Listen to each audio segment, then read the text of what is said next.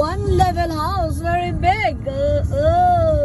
Backyard pati kalapad. Kaya pa sila nga ng storage sa tubig. One level houses.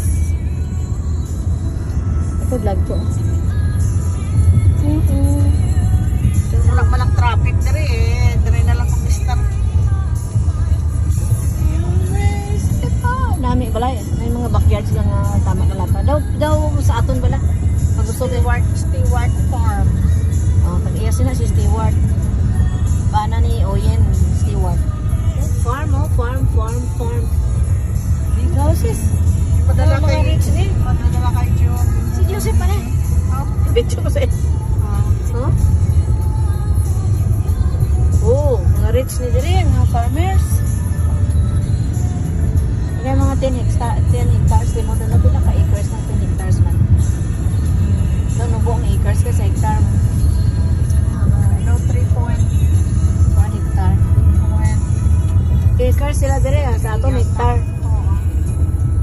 Ako namin isang balay. But na lang ni 3.3. nanamian ko amo nang balay ning oy nang ara kabitaw sa tunga tapos kalapad sa imo nga imo ni nga backyard May rancho ni sila kayo nga tanawaan nila nga ko daw rancho pa. Oh my god.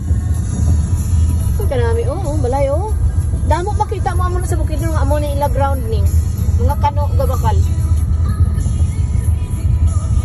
Lagpad ang kuan ba ang area sa backyard.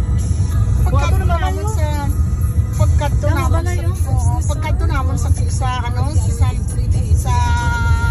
San Francisco, nagkadto kami sa amigo niya nga kay Gary.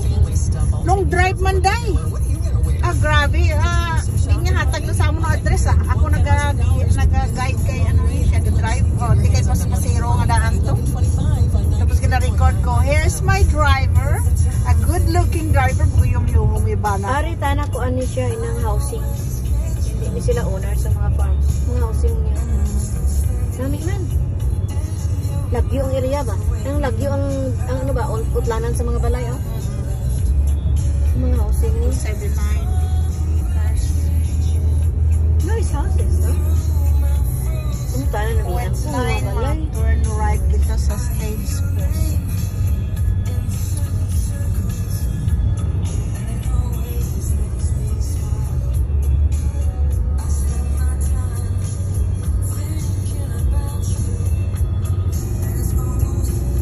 Sabi ko ganun, alas 12 kabalik mo saya. Hari Sa takad ko pa lang. Ano ilang pulis to? Dako ba yun? Yorkville na ha? Yorkville. Sino kita?